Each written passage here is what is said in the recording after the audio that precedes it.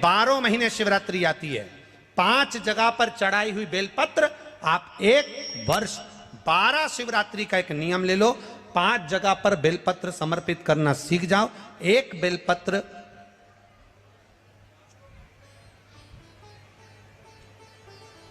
ये शिवलिंग, ये जलाधारी, बहुत ध्यान से देखना, ये चरण जहां से जल नीचे गिरता है, गणेश जी का स्थान, कार्तिकेय जी का स्थान, ये हस्तकमल माता पार्वती जी का हस्तकमल, शिवलिंग भगवान शंकर का स्थान। ऊपर से जो एक एक बूंद जल शिवलिंग के ऊपर गिर रहा है, शंकर भगवान की 5 बेटियां जया, विषहरा, शामरीबारी, दौतली, देव। बीच में जो एक मोटी सी लाइन है वो शंकर भगवान की छोटी लड़की, क्या नाम है? अशोक सुंदरी। ये पूरे शिवलिंग का वर्णन। 5 जगह पर बेलपत्र, 5 स्थान पर बेलपत्र, 12 महीने की शिवरात्रि। आप दूसरे के यहाँ काम कर रहे हो, नहीं है नौकरी, नहीं है काम, दूसरे के मकान में रह रहे हो, खुद का मकान भी नहीं, खुद का प्लाट भी नहीं, खुद की प्रॉपर्टी भी नहीं, बहुत संघर्ष की जिंदगी जी रहे हो, ठेला धका रहे, लॉरी चला रहे, गाड़ी चला रहे, ऑटो चला रहे, अपने लिए करने का प्रयास करना। घर में जितने सदस्य हैं, 12 महीने शिवरात्रि आती है, एक बेलपत्र अशोक सुंदरी वाली जगह पर, डंडी का मुंह नीचे की ओर। दूसरी बेलपत्र माता पार्वती जी के हस्त कमल पर, ये 2 पत्ती जो होती है, इस पत्ती के 2 भाग शिवलिंग के बीच में हो।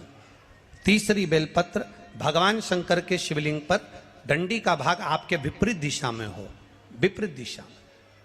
चौथी बेलपत्र भगवान शंकर का जहां से जल बहकर जाता है, जमीन पर जो जल बहता है, जमीन पे से जो जल बहकर जाता है, चौथी बेलपत्र उस जमीन के जल पर जहां से वो पानी बहकर जा रहा है, पूरे शिवलिंग को छोड़कर जहां से पानी जमीन पर बहकर जा रहा है उस स्थान पर। और 5वीं बेलपत्र नंदी का जो पांव ऊपर उठा हुआ है, उस पांव के पास में 5वीं बेलपत्र समर्पित करना। एक शिवरात्रि से लेकर 12 शिवरात्रि जो 1 वर्ष तक कर लेता है, 1 वर्ष अपनी कड़ी मेहनत के साथ में मेहनत पूरी करना। और ये 5 बेलपत्र हर महीने जो शिवरात्रि आती है उस पे समर्पित करना प्रारंभ कर दीजिए और मेहनत करना प्रारंभ कर दीजिए। आपको आपके कर्म का फल मिलेगा, साल भर के अंदर आप अच्छे बनकर बैठ सकते हैं। शिवरात्रि 12 महीने आती है, 12 महीने, हर महीने शिवरात्रि।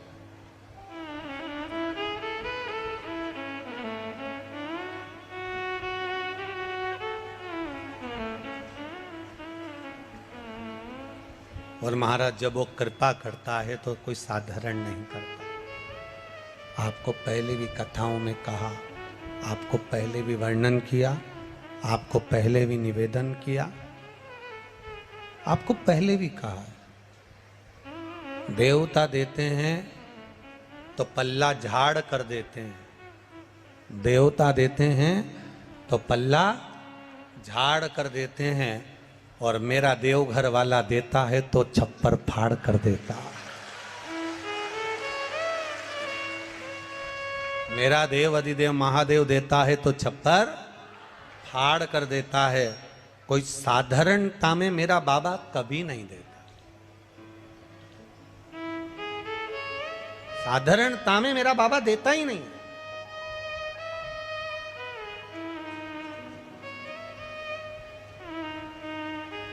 अभी हम यहाँ खगड़िया बिहार आ रहे थे, उसके पहले एक भक्त सीहोर मिलने के लिए आया और उसकी शादी को 9 साल हो गए थे।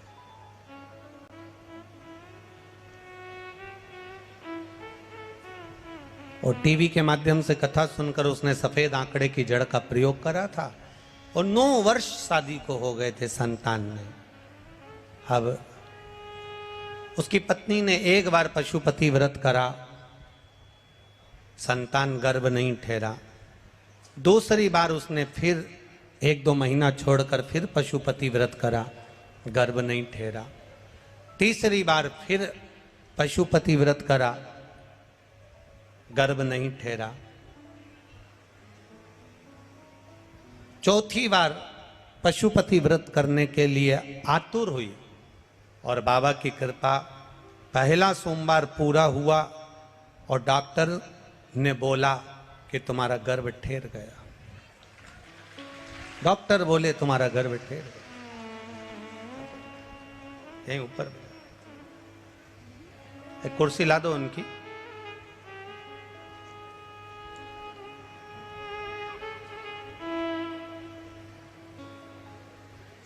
डॉक्टर बोले तुम्हारा गर्भ ठेरा।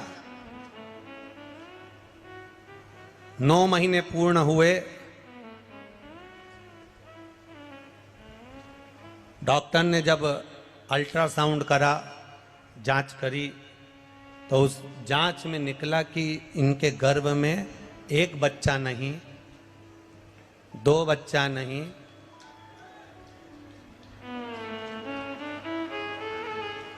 माला दे दो, माला माला दे।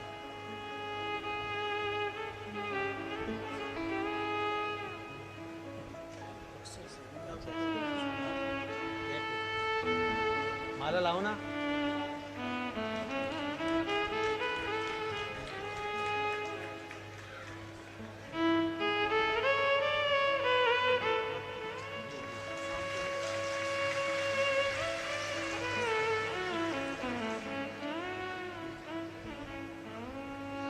जब गर्भ की जांच हुई और अल्ट्रासाउंड कराया, सोनोग्राफी कराई, तो मालूम पड़ा इनके गर्भ में एक बच्चा नहीं, 2 बच्चे नहीं, 3 बच्चे गर्भ के अंदर हैं।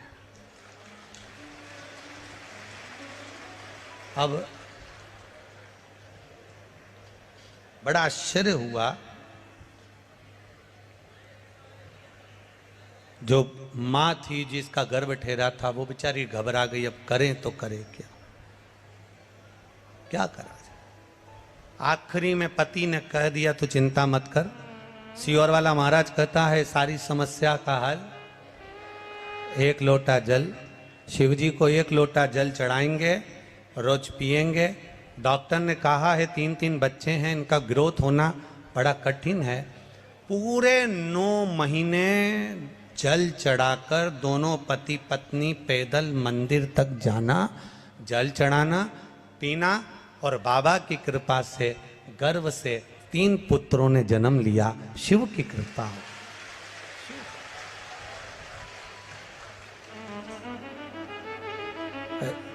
हमारे सुनील के पास वो फोटो भी होगा, जरा आस्था चैनल पर अगर बन सके तो मोबाइल में से वो फोटो जरूर चलाएं।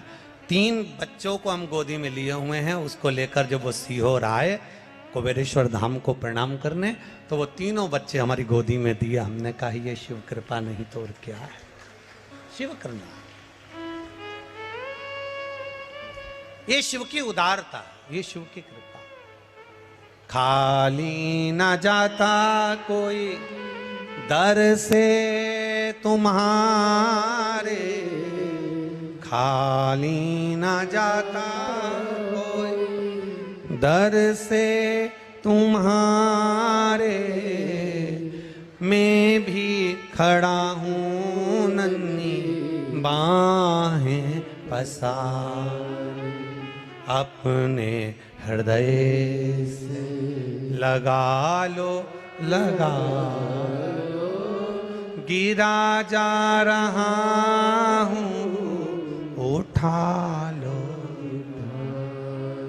एक विश्वास के साथ इस खगड़िया गांव में कहना चाहूंगा, इस खगड़िया बिहार में कहना चाहूंगा, अपने दिल की बात इस माँ कात्यायनी की भूमि पर कहना चाहूंगा, इस खगड़िया में कहना चाहूंगा कि जिसने इस कथा को दिल से सुना है, जिसने शिव महापुराण पर विश्वास किया है, मेरे भोलेनाथ ने उसका हाथ पकड़कर पार किया है, ये निश्चित है।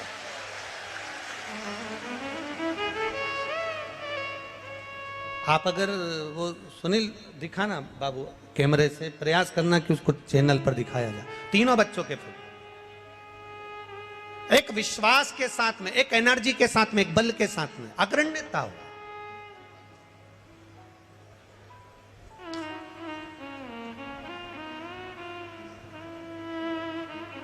आपका भरोसा पक्का रखिए। ये 3 बेटों ने पत्र लिखा कि हमारी नौकरी लगी। इन्होंने विश्वास पक्का रखा, अपना कर्म करा, अपनी मेहनत करो, मेहनत करने के लिए कभी पीछे मत हटना। गीता जी में भगवान कृष्ण कहते हैं मेहनत से पीछे मत हटो, कर्म करते रहो। शंकर भगवान नंदी को ज्ञान देते हैं तो कहते हैं मेहनत करो, कर्म से पीछे मत हटो। भगवान शंकर ने भस्मासुर को जब ज्ञान दिया, सोने का कंकण दिया, तब कह दिया कर्म करना। भगवान शंकर ने लंकाधिपति रावण को जब सब कुछ प्रदान करा तो कह दिया अपना कर्म से पीछे मत हटना। भगवान शंकर कर्म कहने करने का वर्णन करते हैं, मेरा शिव कर्म को प्रधान मानता है। कर्म करो और कर्म के साथ में विश्वास पक्का रखो। जब हमारा विश्वास, जब हमारी दृढ़ता पक्की होगी तो ये निश्चित है हमें शिव तत्व प्राप्त होगा और हम जो चाहेंगे वो मेरा भोलेनाथ प्रदान कर देगा। ये शिव तत्व की प्राप्ति तब हो जाती है।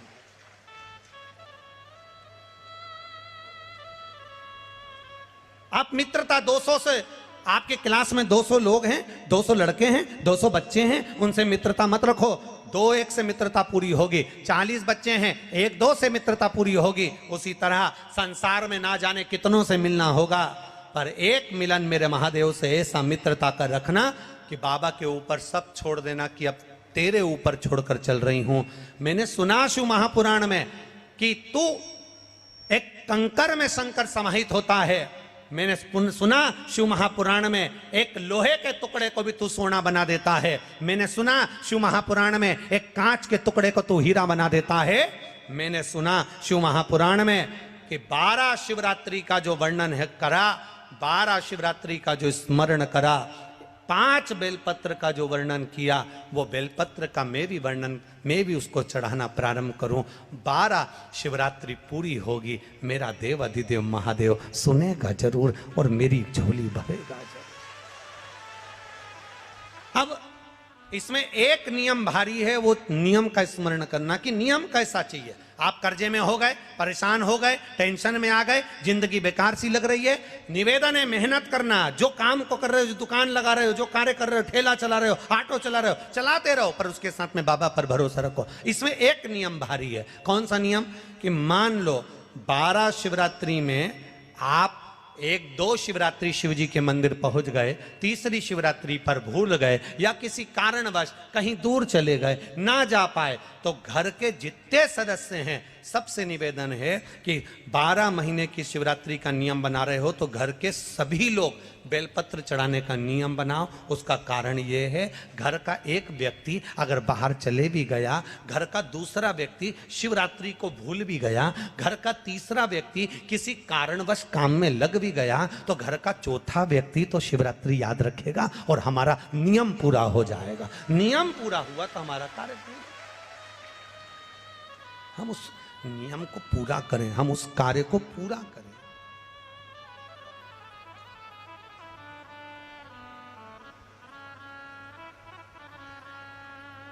मेरे बाबा दया करना, मैं तेरे भरोसे हूँ। भोले बाबा दया करना, मैं तेरे भरोसे हूँ। ना घर के ना परिवार के, मेरे बाबा दया करना, मैं तेरे भरोसे। मेरे बाबा दया करना, मैं तेरे भरोसे।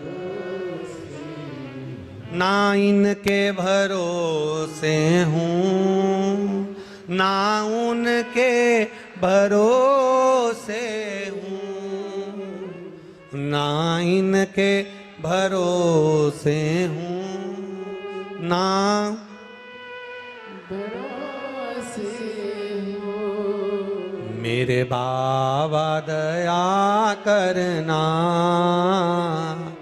मैं तेरे भरोसे हूँ। मेरे बाबा दया करना, मैं तेरे भरोसे। उसके सहारे रहें, हम उसके भरोसे रहें। जब हमारा विश्वास दृढ़ होगा, 5 बेलपत्र के नियम को जब हम समझ जाएंगे, हमारी जिंदगी सार्थक हो जाएगी, हमारा जीवन धन्य हो जाए।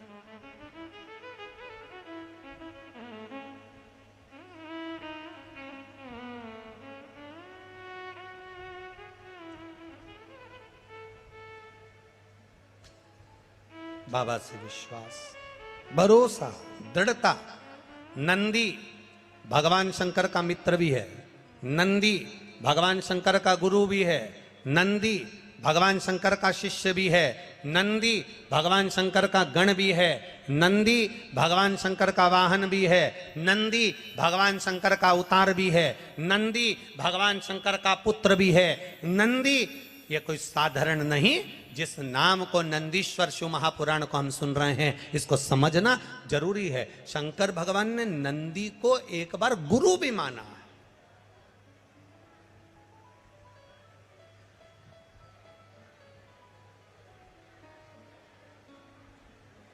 एक बार नंदी को गुरु मान लिया भगवान ने।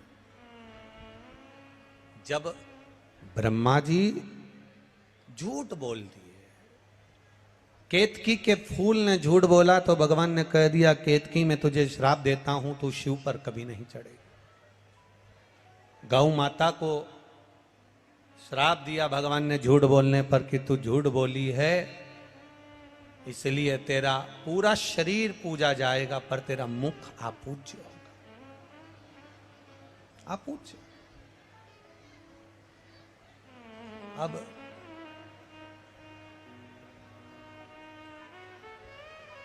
महाराज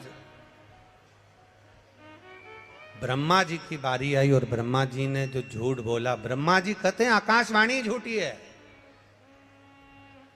भगवान देवादिदेव महादेव ने अपने पैर के नख को तोड़ा, फेंका, काल भैरव प्रकट कर लिया। काल भैरव से कहा काट दे ब्रह्मा का सिर। ब्रह्मा जी के 5 मुख थे, 4 मुख से वेद शास्त्र पुराण का वर्णन करना और 1 मुख से ब्रह्मा जी को केवल निंदा या अपशब्द कहना।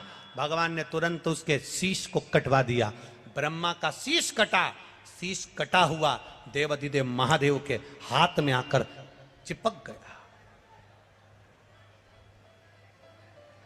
ब्रह्मा के शीश कटने की हत्या देवादिदेव महादेव पर लग गई।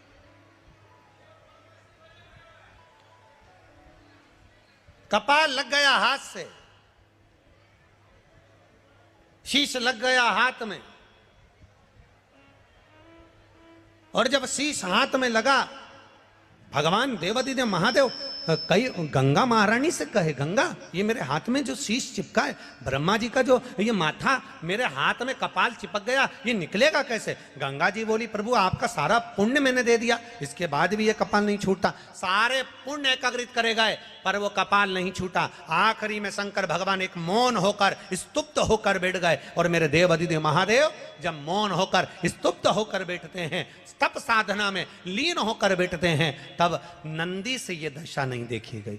भगवान देव की ये दशा नंदीश्वर से नहीं देखी गई। और नंदीश्वर को लगा कि मेरे प्रभु मौन होकर बैठ गए, यह हाथ में कपाल लगा हुआ है, कपाल हाथ में लगा, और मेरे महादेव एकदम मौन होकर बैठे हुए, आखिर बात क्या है? क्या बात है? बहुत ध्यान देना कथा पर। 500-500 रुपये, 1000-1000 रुपये का किराया लगाकर, ऑटो गाड़ी में खर्चा कर कर 200-200, 500-500 रुपये टिकट लगाकर आप इतनी दूर कथा को सुनने के लिए आए हो। 10 रुपये के पानी के पाउच या 20 रुपये की पानी की बोतल के चक्कर में कथा मत छोड़ देना, इतना ध्यान रखना।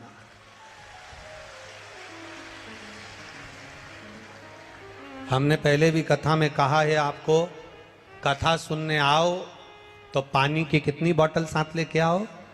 जम के बोलो जरा। पानी की 2 बोतल अपने साथ में लेकर आओ, एक अपने लिए और एक अपने पास में जो बैठा हो जिसको अपन नहीं पहचानते, नहीं जानते और उसको प्यास लगे तो पानी दे दो। अपने बैग में 4 बिस्कुट के पुड़े डाल लाओ, 2-4 टॉफी डाल लाओ। अगर किसी को लगे, बच्चे हैं, बड़े हैं, भूखा है, प्यासा है, बैग में से निकाल कर दे दो। पर चलती कथा में अगर कहीं कोई आपको डिस्टर्ब करे या आपको लगे तो उसके हाथ पैर जोड़कर कह दो, भैया हम बाद में पी लेंगे, हम बाद में ले लेंगे, अभी कथा सुन लेने दे। 500 रुपये खर्च कर कर आई हूँ कथा सुनने के लिए, बस मुझे सुनना, धारण ये छूट ना जाए।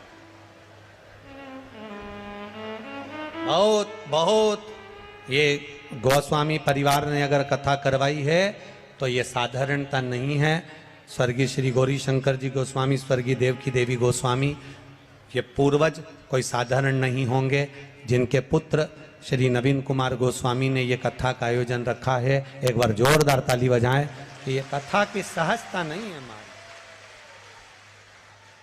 साधारणता नहीं है ये कहीं शिव कृपा हुई होगी तो ये कथा हो गई। करो भजन, करो स्मरण, थोड़ा हो भक्ति का बल बढ़ाइए, भजन का बल बढ़ाइए। हाथ में कपाल चिपका है, ब्रह्मा जी का कटा हुआ शीश चिपका है,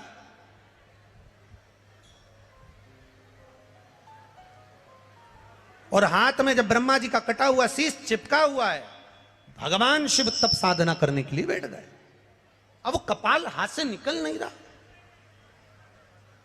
गंगा महारानी भी कह रही है कि मैंने सारा पुण्य दे दिया पर ये कपाल नहीं निकल रहा। यमुना जी कह रही हैं मैंने पूरा पुण्य दे दिया, सरयू जी कह रही हैं, नर्मदा जी कह रही हैं सारा पुण्य दे दिया, पर ये कपाल हाथ से छूट नहीं रहा।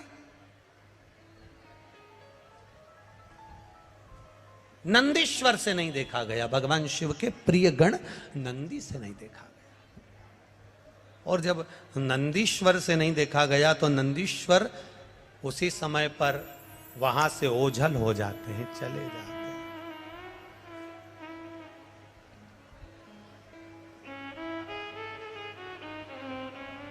नंदीश्वर ओझल, कहते हैं 3 दिन तक माता पार्वती जी को नंदी नहीं दिखे, 3 दिन। अब जब 3 दिन तक माता पार्वती जी को नंदी नजर नहीं आ रहे, 3 दिन तक माता पार्वती जी को नंदीश्वर नहीं दिखे, तो पार्वती जी के हृदय में भाव आया कि नंदीश्वर गए कहाँ आके। अब 3 दिन तक ना दिखने के बाद में नंदीश्वर ने एक छोटे से बछड़े का रूप ले लिया, और छोटा सा गाय का बछड़ा, छोटा सा गाय के बछड़े का रूप रखकर नंदीश्वर भगवान शंकर जहां तप साधना कर रहे थे, गाय के बछड़े का रूप धरकर नंदीश्वर भगवान शंकर के पास में आ गए। और बछड़े का रूप लेकर नंदीश्वर शिव जी के पास में आकर जब रंभाना प्रारंभ करा, मां कहकर पुकार रहे हैं, मां कहकर पुकार रहे हैं, ओम कहकर पुकार रहे हैं, मां कहकर पुकार रहे हैं।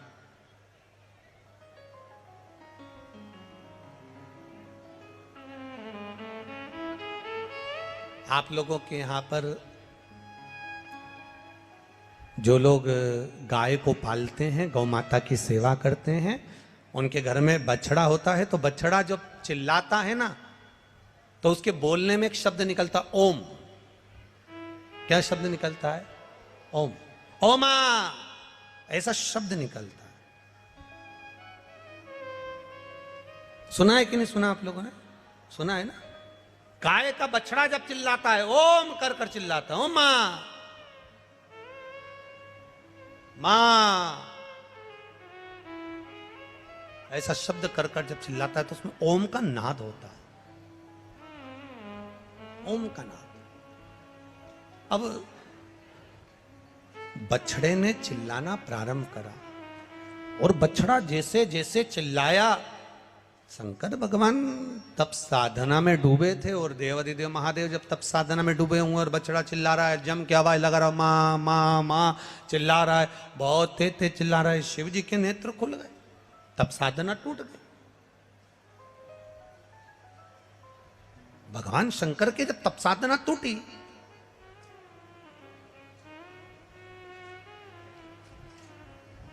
शिव जी ने देखा कि ये बछड़ा आया है और तप साधना मेरी तोड़ दिया है। और बछड़े ने चिल्लाकर कहा, मां, शंकर भगवान के डमरू की जो डोर थी, उस डमरू की डोर को छोटे से बछड़े ने अपने छोटे से सींग में उस डमरू की डोर को लटका लिया।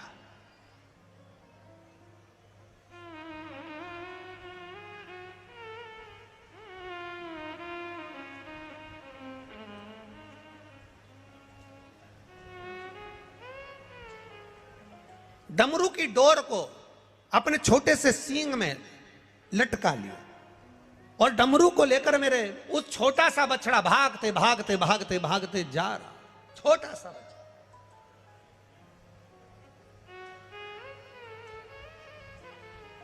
पहुंच गए पंचवटी, नासिक, गोदावरी का तट। और मां गोदावरी के तट पर जैसे ही वो बछड़ा पहुंचा, शंकर भगवान के डमरू को बछड़े ने वहां गिरा दिया। और बछड़े ने वहां गिराया जहां डमरू गिरा। गिरते से ही गोदावरी के तट पर मेरे शंकर भगवान तप साधना करने के लिए बैठे। गोदावरी का स्नान करा। स्नान कर कर मेरे महादेव जैसे ही बैठे, मात्र कुछ क्षण बीते थे और वहां बैठकर जब शंकर भगवान ने जैसे ही आराधना करना प्रारंभ करी, साधना करना प्रारंभ करी, हाथ में चिपका हुआ ब्रह्मा जी का कटा हुआ कपाल, सिर हाथ से नीचे गिर गया। हाथ से जैसे कपाल छूटा, तब वहां शंकर भगवान कपालेश्वर महादेव के रूप में विराजमान हो गए। कपालेश्वर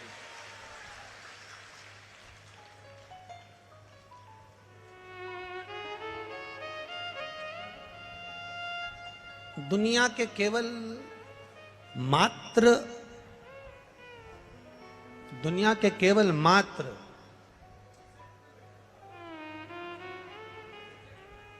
केवल 2 या 3 मंदिर ऐसे हैं जिस मंदिर में शंकर जी के सामने नंदी नहीं है। एक अमरनाथ की गुफा जिसमें शंकर जी के शिवलिंग के सामने नंदी, बोलो बोलो जम के, नहीं है। दूसरा पंचवटी नासिक, मां गोदावरी के तट पर कपालेश्वर महादेव, जिनके सामने नंदी नहीं है। क्यों? नंदी छोटे से बछड़े का रूप रखकर शंकर भगवान को ज्ञान दिया, बिठाया, तप कराया, हाथ से कपाल छूट गया। जब नंदी सामने आया तब शंकर भगवान ने नंदी के हाथ जोड़ लिए।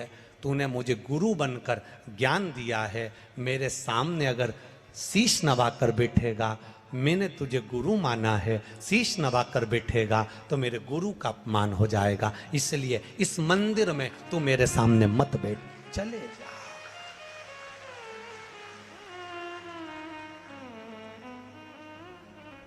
नासिक का पंचवटी में कपालेश्वर महादेव गोदावरी के तट पर एक ऐसा मंदिर, भारत की भूमि का वो सिद्ध मंदिर जहां पर भगवान शंकर अपने नंदी को सामने नहीं रखते हैं, क्योंकि मैंने इसको गुरु माना और गुरु ज्ञान दिया, इसलिए मुझे गोदावरी के तट तक पहुंचा दिया। गुरु ने ज्ञान दिया तो यहां तक पहुंचा।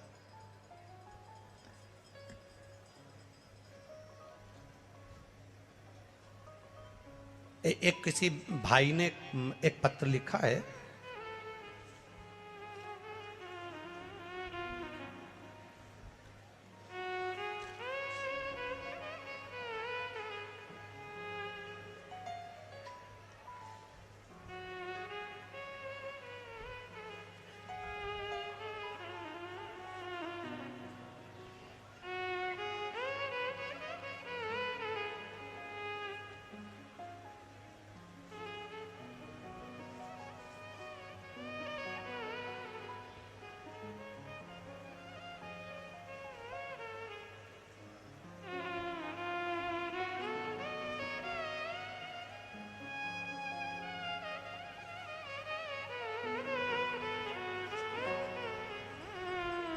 मैं राजकुमार साव, लखीसराय, बिहार, लखीसराय, ठीक है। मैं राजकुमार साव, मामा ट्रांसपोर्ट, लखीसराय बिहार। मेरा मोबाइल नंबर ये है। गुरुजी कहीं बैठे हैं मामा ट्रांसपोर्ट वाले? लखीसराय बिहार से आए, आप ही हैं? दोनों हाथ हिला दो ऐसे, हर हर महादेव। आपने बड़ा सुंदर कहा गुरुजी, एक पान लाया हूं, एक सुपारी लाया हूं, और आपको निमंत्रण देने आया हूं कि एक कथा देवघर में होना चाहिए।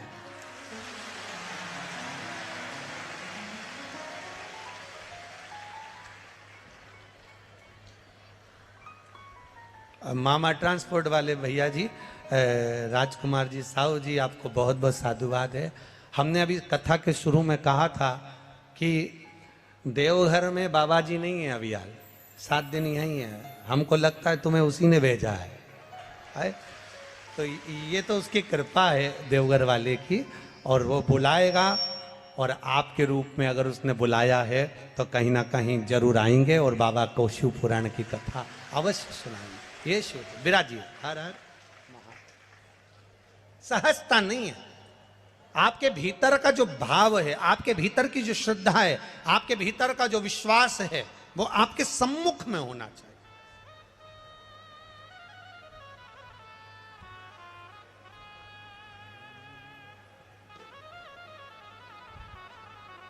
महाराज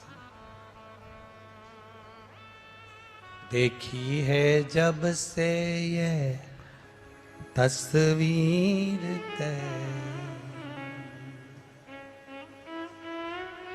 जब से सवर गई है तकदीर में, ओ देवघर वाले रे, ओ डमरू वाले रे, देवघर वाले रे, ओ डमरू वाले रे, अब तो हो जा मेहरवा, ओ देवघर वाले रे, अब तो हो जा मेहरवा, ओ देवघर वाले रे, मेरा दिल तुझ पे कुर्बान, हो देवघर वाले रे, मेरा दिल तुझ पे कुर्बान, हो देवघर वाले रे, अब तो हो जा मेहरवा, हो डमरू वाले रे, अब तो हो जा मेहरवा, हो डमरू वाले रे, ओ देवघर वाले रे, ओ डमरू वाले रे, देवघर वाले रे, ओ डमरू वाले रे, हाँ देवघर वाले रे, ओ डमरू वाले रे, देवघर वाले रे, ओ डमरू वाले रे, अब तो हो जा मेहरवा, हो देवघर वाले रे, अब तो हो जा मेहरवा, हो देवघर वाले रे, मेरा दिल तुझ पे कुर्बा, हो डमरू वाले रे, मेरा दिल तुझ पे कुर्बा, हो डमरू वाले रे।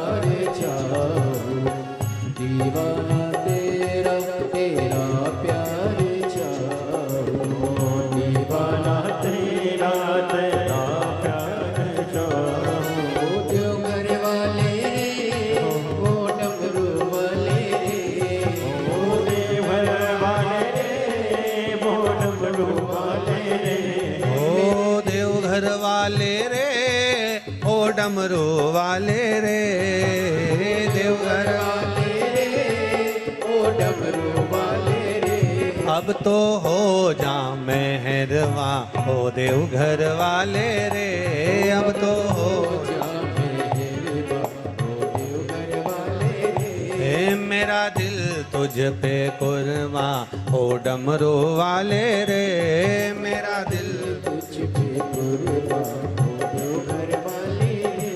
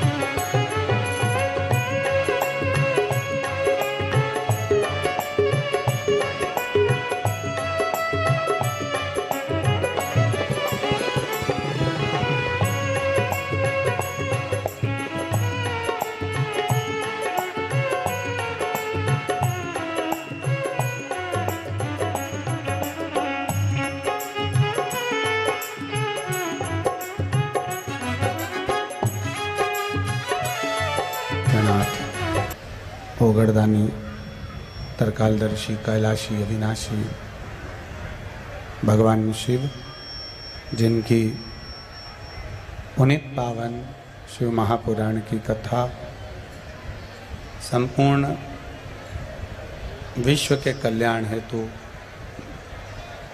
बाबा देवादिदेव महादेव की कृपा से आप और हमको श्रवण करने का सौभाग्य प्राप्त हुआ है। शिव कृपा, बाबा देवादिदेव महादेव की उदारता, करुणा, दया,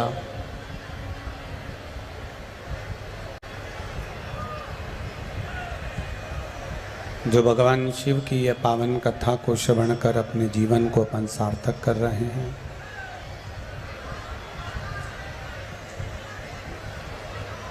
बड़ी मुश्किल से प्राप्त होने वाली ये पावन शिव महापुराण की कथा स्वर्गीय गौरी शंकर जी गोस्वामी, स्वर्गीय देवकी देवी गोस्वामी की स्मृति में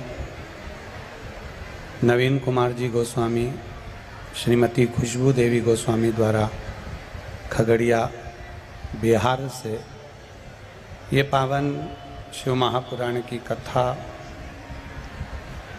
श्रवण करने का सौभाग्य प्राप्त हुआ है। कहीं ना कहीं भगवान शिव की कृपा और उनकी उदारता, उनकी करुणा है, जिसके चलते आप और हम भगवान देवादिदेव महादेव की पावन कथा को श्रवण कर रहे हैं।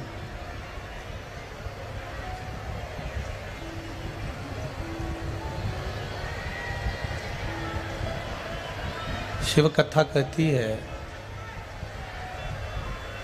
आवाज खुली है, उधर की सब। शिव महापुराण की कथा कहती है, भगवान शंकर का संवाद कहता है, मृत्यु लोक में जन्म ले लेना, मानव के जीवन को प्राप्त कर लेना,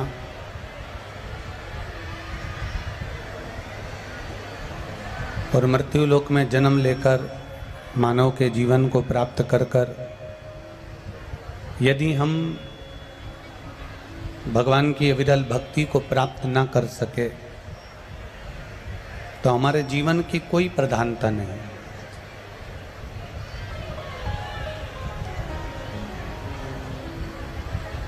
यदि ये शरीर मिला है, ये मानव का शरीर प्राप्त हुआ है, तो इस मानव के शरीर से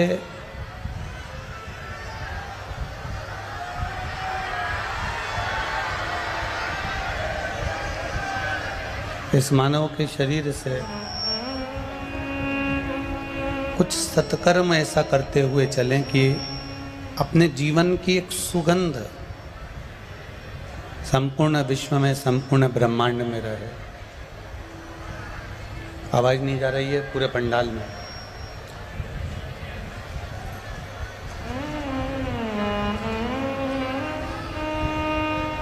एक सुगंध इत्र की होती है, एक सुगंध इत्र की होती है, जो इत्र की सुगंध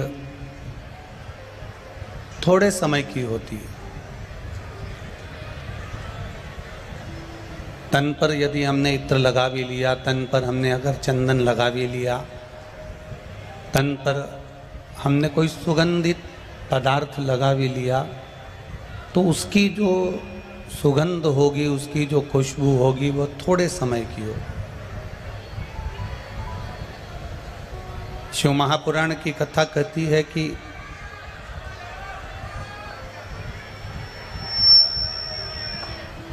शिव महापुराण की कथा कहती है कि इत्र की जो सुगंध है,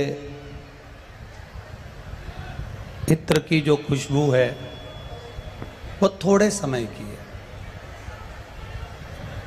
पर जो अच्छे कर्म की सुगंध होती है,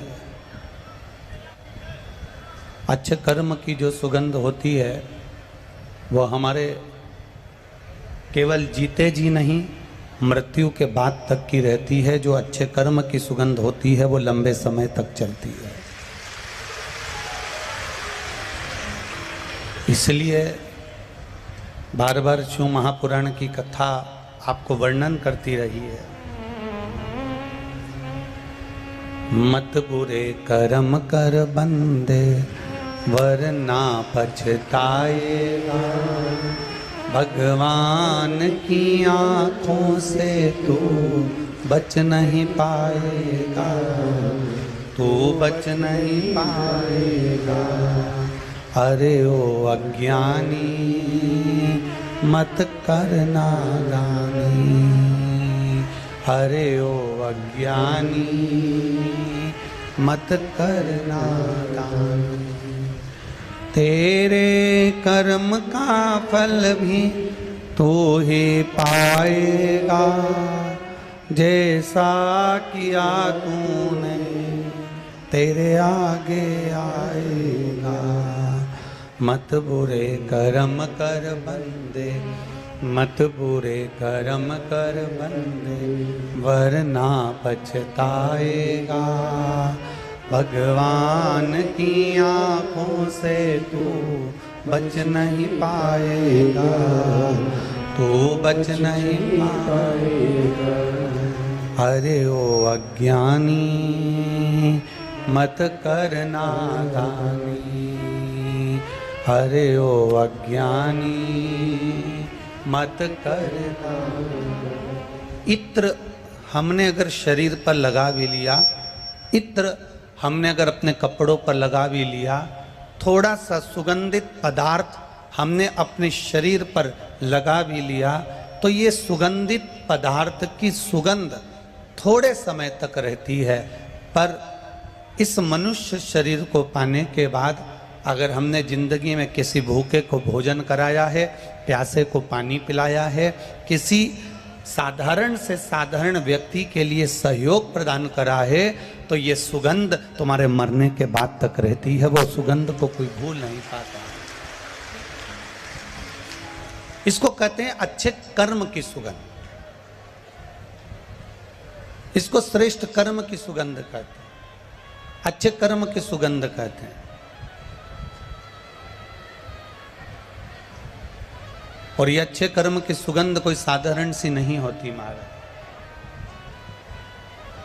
अच्छे कर्म की सुगंध आप अपने भक्ति के बल से बढ़ा सकते हो। अच्छे कर्म की सुगंध को आप अपने भजन के बल से बढ़ा सकते हो। अच्छे कर्म की सुगंध को किसी प्यासे को पानी पिलाकर बढ़ा सकते हो। अच्छे कर्म की सुगंध को आप किसी बीमार व्यक्ति को औषधि दिलाकर बढ़ा सकते हो। मनुष्य देह मिली है, मानव का शरीर मिला है। इस मानव के शरीर को जितने अच्छे कर्म में हम लगा सकते हैं उतने अच्छे कर्म में लगाने का प्रयास करो। और जब हम अच्छे कर्म में इसको लगाने का प्रयास करेंगे तो जीवन अपने आप हमारा अनुकूल और अच्छा होता चले जाएगा। एक बात अपनी जिंदगी में उतार कर रखिए, जो धन हमने कमाया है, जो धन हम कमाए हैं, जो धन हमने कमाया है, उसका भोग हम कर पाएं ना कर पाएं जरूरी नहीं। पता नहीं कि हमने जो धन कमाया, हमने जो संपदा कमाई, हमने जो वैभव कमाया, उसका भोग हम भोगेंगे कि ना भोगेंगे इसका पता नहीं है।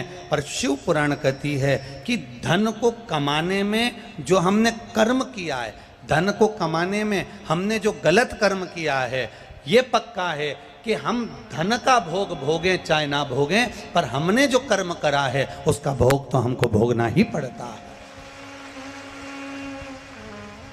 उसको कोई दूसरा नहीं भोगेगा, उसको कोई दूसरा भोगने वाला नहीं होगा। अपने कर्म का भोग अपने को स्वयं भोगना। पति सोचे कि मेरे कर्म का भोग पत्नी भोग लेगी, या पत्नी सोचे कि मेरे कर्म का भोग पति भोग लेगा, या बच्चे सोचें कि मेरे कर्म का भोग मेरे माता पिता भोग लेंगे, या मेरे माता पिता के कर्म का भोग मेरे बच्चे भोग लेंगे। ना ना ना ना, शिव महापुराण की कथा कहती है आपके कर्म का भोग आपको भोगना है, दूसरे के कर्म का भोग दूसरे को भोगना है। हमने पहले भी कथा में कहा था, अगर छींक आ रही है, खांसी चल रही है, हमें छींक आ रही है, तो छींकना हमको पड़ेगा। आपको छींक आ रही और आप पास वाले से कह दो कि तू छींक दे, तो वो छींकेगा। आपको खांसी चल रही और आप बाजू वाले से कह दो कि तू खांस ले, तो वो खांसने से फायदा क्या होगा। आपको भूख लग रही है और आप बाजू वाले से कह दोगे कि तू भोजन कर ले, तो उससे कोई फायदा नहीं होगा। आपको प्यास लग रही है और आप पानी दूसरे को पीने को दे रहे हो, तो उसका कोई लाभ नहीं होगा। हमें अगर खांसी चली है, हमें अगर प्यास लगी है, हमें अगर छींक आई है, हमें अगर प्यास लगी, हमें अगर भूख लगी, तो भोजन हमें करना पड़ेगा। प्यास लगी, पानी हमको पीना पड़ेगा। खांसी चली, खांसना हमको पड़ेगा। हमारे कर्म की गति को भोगना भी हमको पड़ेगा। कोई दूसरा नहीं भोगेगा, कोई दूसरा भोगने को तैयार नहीं होगा। आप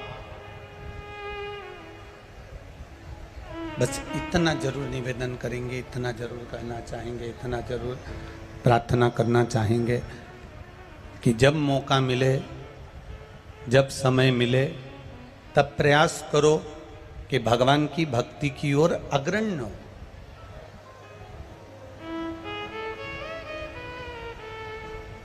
शंभु शरणे मांगू घड़ी रे घड़ी, दुख काटो दया करी ने दर्शन। हमारे कर्म की गति का भोग हमको भोगना है। अपने को प्यास लगी तो पानी भी अपने को ही पीना, अपने को भूख लगी तो भोजन भी अपने को ही करना, अपने को खांसी चली तो खांसना भी अपने को ही। तुम जैसा कर्म करोगे वैसा भोगना तुमको है। महाराज, एक पिताजी अपना पूरा राजपाट, अपने 3 बेटे हैं और इन 3 पुत्रों में से किसी एक को पूरा राजपाट देना है।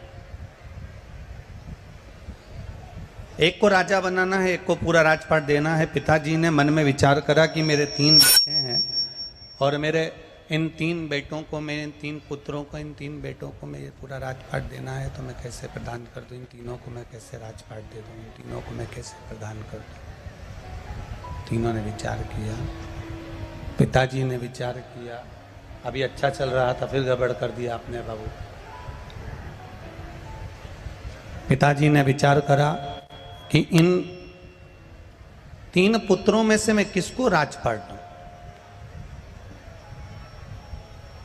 इन 3 बेटों में से मैं किसको राजपाट दूं? मेरा बड़ा बेटा, मंझला बेटा कि छोटा बेटा? मंझले को दूं कि छोटे को दूं? कि मंझले को दूं कि बड़े को दूं कि छोटे को दूं? मैं राजपाट दूं तो दूं किसको? मैं किसको प्रदान करूं? अब पिता ने ये बात का स्मरण किया और अपनी धर्म पत्नी से कहा कि मेरे 3 बेटे हैं, बड़ा, मंझला और छोटा। इन तीनों में से मैं अपने राज्य का पूरा राजपाट किसके माथे करूं कि मैं एकदम फ्री हो जाऊं और बेटा इस राजपाट को संभाल ले, बेटा इस राजपाट को जान ले। मैं किसको राजपाट दे दूं? दूं तो दूं किसको? प्रदान करूं तो प्रदान करूं किसको? कहूं तो कहूं किससे? धर्मपत्नी बड़ी समझदार थी और धर्मपत्नी इतनी समझदार थी कि धर्मपत्नी ने अपने पति से कहा कि एक काम करो, ये राजपाट आप एक काम करो, अपने गुरुजी से पूछो और आप अपने गुरु के पास जाओ, अपने गुरुजी के पास जाकर विनय करो, निवेदन करो और उनसे पूछो कि ये मैं राजपाट बड़े बेटों को दूं, मंझले बेटे को दूं कि छोटे बेटे को दूं?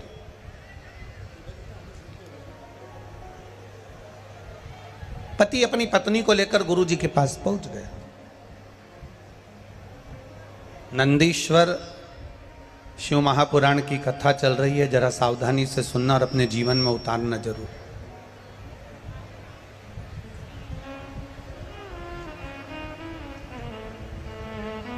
जितने लोग खड़े हैं उनसे निवेदन है, जहां जगह मिल जाए वहां बैठ जाओ। कल हमने यजमान परिवार को भी बोला था, कार्यकर्ताओं को भी बोला था कि पंडाल बढ़ा देना, पर पंडाल नहीं बढ़ा। उसके लिए हम क्षमा मांगते हैं आप लोगों से। हम क्षमा मांगते हैं कि आपका पंडाल नहीं बढ़ा, उसके लिए हम इस व्यासपीठ से क्षमा मांगते हैं कि आप लोगों के बैठने की व्यवस्था नहीं कर पाए। और आपसे निवेदन है कि जहां जगह मिल जाए, भले पंडाल के बाहर, आप जहां जगह मिले वहां बैठ जाइए। और बाहर से आने वाले अतिथियों से निवेदन है, अगर यहाँ पंडाल नहीं बढ़ रहा है तो आप अपने घर से आस्था चैनल पर कथा सुनिए, और अगर आ रहे हो तो अपने साथ में एक छाता या एक चादर लेकर आना, जिसको पकड़कर आप आराम से कथा श्रवण कर सकें।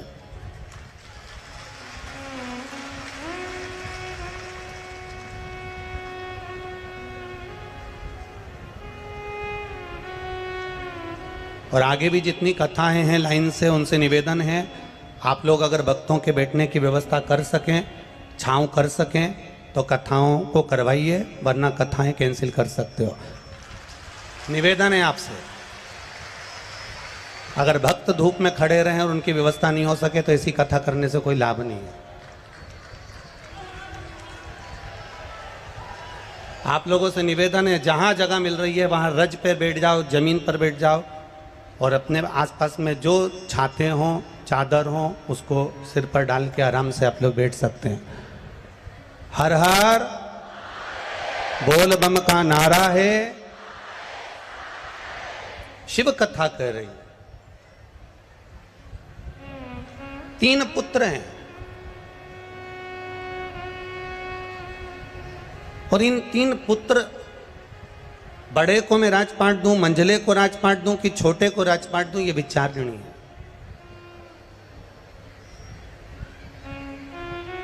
गुरु जी के पास पहुंचे, गुरुदेव, एक निवेदन आपसे। मेरे 3 बेटे हैं, इन 3 बेटों में से मैं किसको राजपाट दूं आप बता दीजिए। आप निवेदन मेरा स्वीकार कर लीजिए।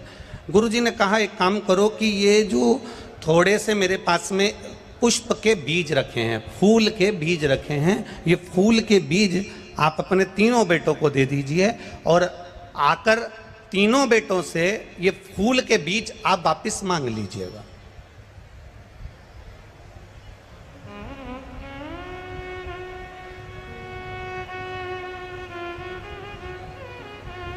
अगर ये फूल के बीज आप सुबह आप जाओ तीर्थ करने के लिए, 8 महीना, 15 दिन, 20 दिन, 1 साल, 9 महीना, 6 महीना आप तीर्थ कर कर जब आना, तो ये फूल के जो बीज आप अपने 3 बेटों को दोगे, उनसे आप मांग लेना,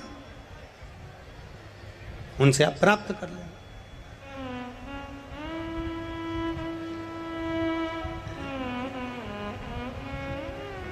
अब गुरुजी से फूल के बीज लेकर पिताजी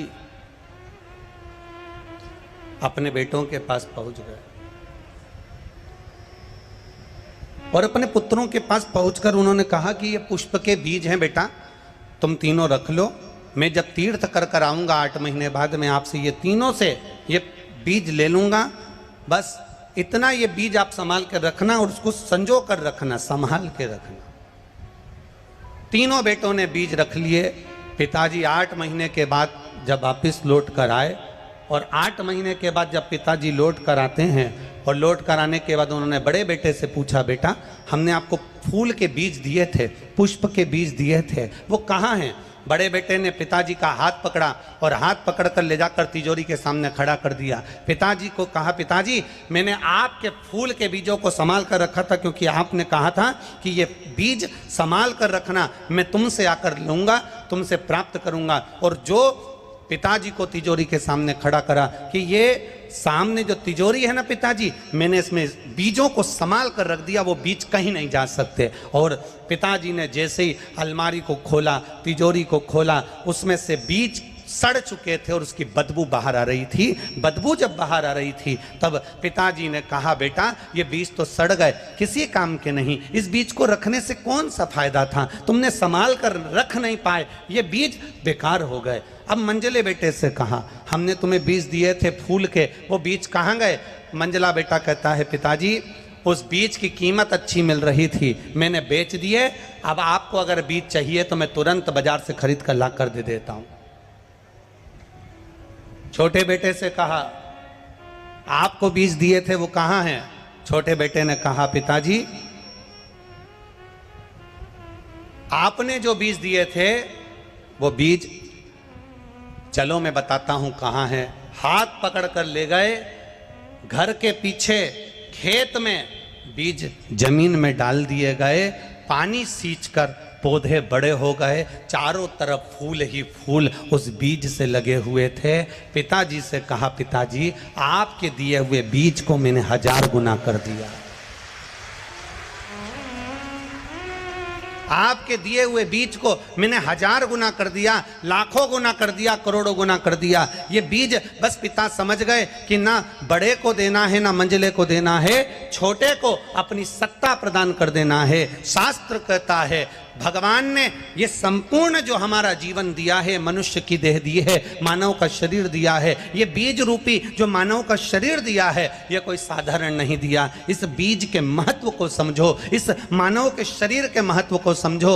बड़ा नहीं समझ पाया, उसे तिजोरी में बंद कर दिया। इस शरीर को हम ढक कर रखे, बांध कर रखे, संभाल कर रखे, क्रीम पाउडर स्नो लगा कर रखे, साबुन में धो धो कर रखा, ये शरीर आखिरी में बेकार ही हो गया। फिर इस कई लोगों ने इस शरीर को बेच तक दिया, ये शरीर को ले जाकर गलत कर्म में लगा दिया, आड़े टेढ़े कार्य में लगा दिया, ये शरीर बेकार होता चले गया। फिर तीसरा था, इसने इस बीज को पृथ्वी में बो दिया और फूल प्रकट कर लिया, अर्थात संसार के हित के लिए इस शरीर को लगा दिया, तो चारों तरफ पुष्प ही पुष्प की सुगंध फैलती चली।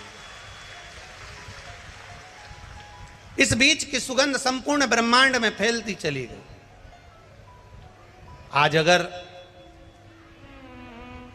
ये कथा खगड़िया बिहार में हो रही है और गोस्वामी परिवार करा रहा है, तो इनके परिवार की जो सुगंध है, इस बीज की जो सुगंध है, वो संपूर्ण ब्रह्मांड को सुगंधित करने वाली है, संपूर्ण ब्रह्मांड को आनंदित करने वाली है।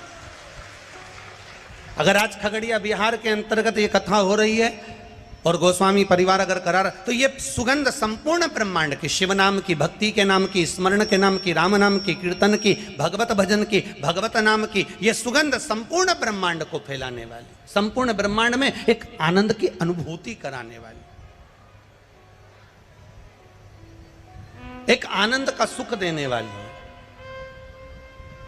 शिव कथा कह रही है। हम जितना अच्छा देख सकते हैं उतना अच्छा देखें। होता है, एक व्यक्ति ने प्रश्न किया था एक जगह पर कि गुरुजी, मेरे घर के सामने कुम्हार का घर है और उसके पास में 5 और 6 गधे हैं। एक व्यक्ति ने प्रश्न किया, मेरे घर के सामने कुम्हार का घर है और उसके पास में 5-6 गधे हैं, मैं जब सवेरे दरवाजा खोलता हूं, ब्रह्म मुहूर्त में दरवाजा खोलता हूं, सुबह का जब दरवाजा खोलता हूं, तो मेरा रोज प्रतिदिन गधों को देखना होता है। आप बताएंगे क्या गुरुजी, गधे को देखना शुभ होता है कि अशुभ होता है सुबह सुबह?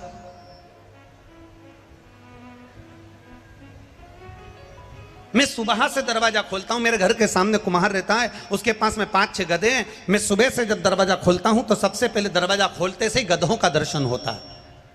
सुबह से उठते से ही गधों को देखता हूं। आप बताएंगे गुरुजी कि गधा देखना सुबह से शुभ होता है कि अशुभ होता है? अब हम मन में सोचे, विचार करें कि तुम्हारा गधे को देखना शुभ होता है कि अशुभ होता है पता नहीं, पर यह पक्का है कि गधा सुबह से तुमको देखता होगा तो बेचारा दिन भर बोझा ढोता होगा। ये पक्का है। हम विचार कर रहे हैं, हम ये विचार कर रहे हैं कि हम ये कार्य करेंगे, शुभ होगा कि अशुभ होगा। शिव महापुराण की कथा कहती है, भजन करने का कोई समय नहीं होता, स्मरण करने का कोई समय नहीं होता। आप भगवान को 1 लोटा जल चढ़ा रहे हो, कई माताएं पूछती है, हम ये वाले सोमवार से पशुपति व्रत करेंगे तो शुभ होगा कि अशुभ होगा? हम अधिक मास के महीने में पशुपति व्रत करेंगे तो शुभ होगा कि अशुभ होगा? हम सावन के महीने में पशुपति व्रत करेंगे, शुभ होगा कि अशुभ होगा? हम इस सोमवार से पशुपति व्रत करेंगे, शुभ होगा कि अशुभ होगा? शिव महापुराण की कथा वर्णन करती है, सोमवार का व्रत, शंकर भगवान का स्मरण, शंकर भगवान की भक्ति और शंकर भगवान पर 1 लोटा जल चढ़ाना या पशुपति व्रत, आप कोई से भी सोमवार से प्रारंभ कर सकते हो। सब दिन शुभ है मेरे बाबा के, सारे दिन मेरे महादेव के सब दिन शुभ माने गए। एक भी दिन ऐसा नहीं है कि महादेव के लिए गलत हो, एक भी दिन ऐसा नहीं जो महादेव के लिए गलत। आप अगर भजन कर रहे हो, आप अगर स्मरण कर रहे हो, आप अगर मंत्र जाप कर रहे हो, आप अगर नाम जाप कर रहे हो, तो उसमें समय का पाबंदी नहीं कि आपने 2 घंटा भजन करा, 3 घंटा भजन करा, 4 घंटा भजन करा, स्मरण करा, मैंने 15 मिनट भजन करा। ना ना ना ना, शिव महापुराण की कथा कहती है, आप जब समय मिले, जैसा समय मिले, जैसा पल मिले, जैसी घड़ी मिले, जैसा नक्षत्र मिले, जैसा आपको अच्छा लगे, वैसे अपने जिंदगी में करते चलो। और आप अपने कर्म को करते हुए जब भगवान का नाम लेते हुए आगे बढ़ोगे तो ये निश्चित है वो कर्म तुम्हारा फलेगा और तुमको उसका फल अवश्य प्राप्त होगा, ये निश्चित था। मैंने तेरे ही भरोसे बाबा, तेरे ही भरोसे हवा बिच उड़ती जावांगी, बाबा डोर हथो छड़ी नामे कटी जागी, भोले मैं तेरी पतंग, शंभो मैं तेरी। हम अपने कर्म को करें और कर्म करते करते भगवत भजन की ओर अग्रणी। एक पत्र आया है, देखिए, ज़्यादा पत्र तो हम पढ़ नहीं पाए, बहुत सारे रखे हैं, पर कुछ पत्र जो पड़े हैं,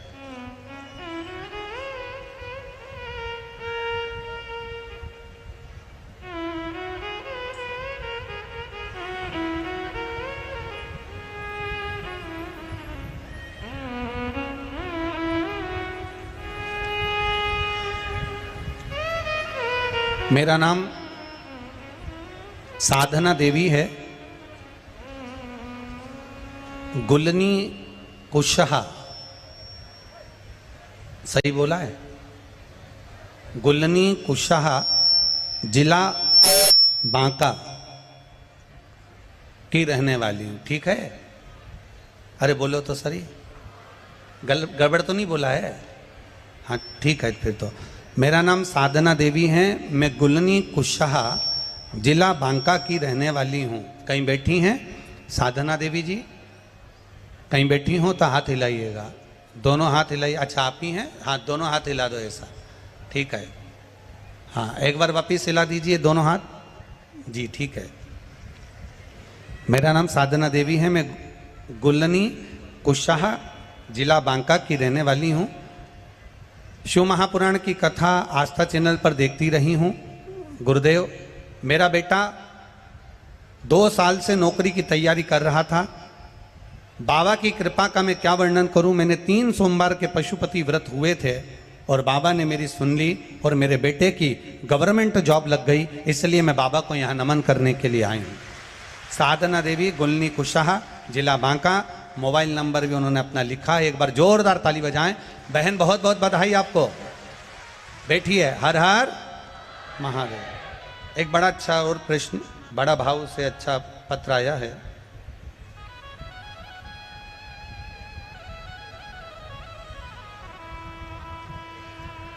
रानी चतुर्वेदी पटना बिहार से हैं, जिनका मोबाइल नंबर ये लिखा है। आप भी पत्र जो हम पढ़ते हैं वो पत्र को आप टीवी के माध्यम से, एलईडीओं के माध्यम से पढ़ सकते हैं। रानी चतुर्वेदी पटना बिहार से, कहीं बैठी हो तो दोनों हाथ हिलाएं। आप ही हैं? हाँ दोनों हाथ हिला दो बहन एक बार। हर हर महादेव। वापिस हिलाओ दोनों हाथ एक बार। हर हर महादेव। बाबा के चरणों में दंडवत प्रणाम नमन।